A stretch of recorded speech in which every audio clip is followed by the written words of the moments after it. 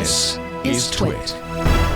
It's time. Is it? Oh my goodness. Who is it? The ghost of T&W past. It's Megan Maroney. I can't help but say it with the Oprah voice.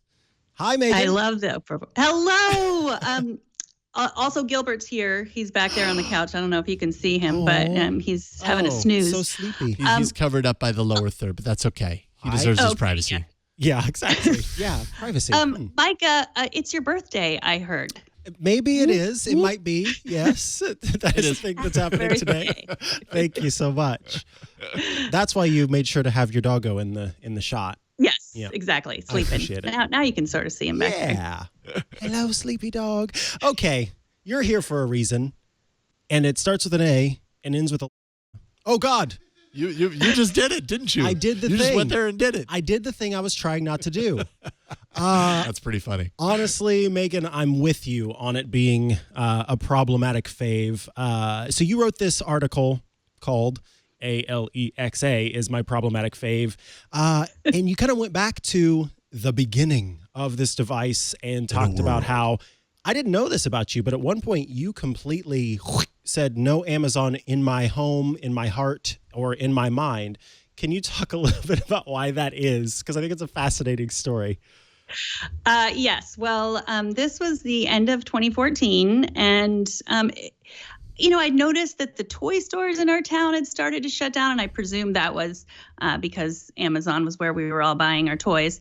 And also, I had bought a toy for one of my kids and it had not arrived on time, even though that it was promised to arrive on time. And so I had to deal with that, and there was so much, even back then, there was so much to be concerned with Amazon. We already knew that their, employee practices were very terrible. So I thought, I am just going to stop using Amazon. I canceled my Amazon credit card. I canceled my Prime account. And that lasted a pretty long time. I'd say like maybe 2 weeks.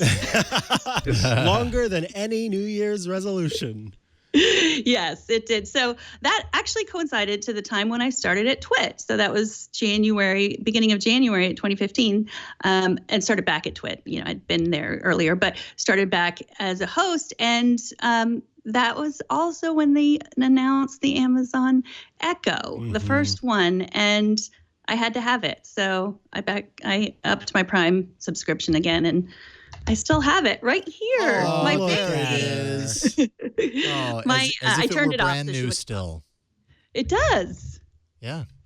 So what was it about that first horrible Echo ad that sold you on this device? I rewatched it because you linked to it, and I watched it start to finish. And man, that is such a cringe ad. Oh, but apparently, because I remember watching it back then, and we were like the video itself, of course, was very cringy, even when we first saw it. But that didn't I remember walking away from the video going, okay, that's weird. This thing's never going anywhere. And I don't know if it was because of the cringeworthy acting or if it was the product itself, but it was just so out of the blue. Yeah. Really took everybody, I feel, by surprise. Meanwhile, now it's kind of ubiquitous in the technology world. So what was it about this that you were like, okay, I got to get in on this boat? Yeah, I think it was partly the weirdness. I encourage everyone to watch it with sound at their leisure because it's just weird. And it was back then, too. But I think that just the idea of, I have a family, I had 3 kids. I have 3 kids, still have them, but they were younger and needed me more back then. And just the idea of being able to just have this magical device at my fingertips at all times was just really exciting to me. It was also a time where I was reviewing technology, so I thought it would be a great thing to talk about. Yeah. And it was a weird time, too, because I don't know if you remember, but that was right after the Fire phone. That was like late 2014, the Fire phone, and it failed spectacularly. And so everyone was kind of like, Amazon, we're done with hardware from you. So that at that point, that's why I really wanted it, because I usually want the things that other people don't think are going to be good. I get that. Now, John won't let me, but I'd like to pour one out for the Fire phone, but I can't do that. Did you have a Fire phone, Micah? No, but I always thought it was a cool, stupid thing. Remove the cool from that sentence, and you're right. I always thought it was a thing. It was definitely a thing. It was a total failure. So the other thing that you kind of mentioned is the fact that the original tower, which you have, and I actually have one right now playing music for my dogs while I'm not there. Listen, if I play music, then they don't hear all the people outside making a lot of noise and they don't get upset by it. So that's why there's music playing at my house right now. I learned something new about you today, Micah. That I play classical music for my dogs so they can become brilliant and they will live forever because they are immortal. Anyway, aside from that, I still have my original one, and you kind of talked in this article about the fact that you don't necessarily need to upgrade. I've added more versions of the Echo to my home, but I haven't had to get rid of the original one, which is kind of nice. Yeah, I think that was sort of the crux of why I wrote this piece, because that was so amazing to me. Like, I mean, in that time, I've probably had 5 or 6 different iPhones, maybe 6 different iPads, like a million different Bluetooth headphones.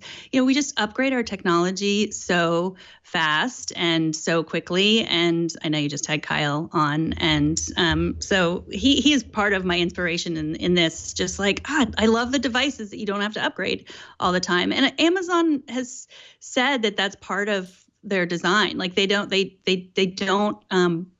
plan their devices in terms of planned obsolescence, as other hardware makers are accused of. You know, everything updates through the software. It gets better every year. There are more, more skills. It gets better, I'm sure, at violating my privacy. So undoubtedly. So that's where the problematic part comes in. Yes, I realize it's listening to me, and I know I can go and delete those recordings. But it is something that in the back of my mind, do I really want to love and, talk about a device, recommended device to everyone that is potentially a huge privacy nightmare for everyone. Yeah. And you mentioned in your piece that around the holidays is when, a lot of people think, at least the last few years, think, oh, well, I'll just get one of these for so-and-so. They don't have one yet. But you make the point that, like, maybe there's a reason that somebody doesn't have one yet. Maybe they actually don't like these aspects that you're talking about right now, or they don't feel comfortable bringing a microphone into their house. It just made me realize I totally, this year, bought a Google Home paired with a smart light, like a package from Google for my parents. I never asked them if they wanted it.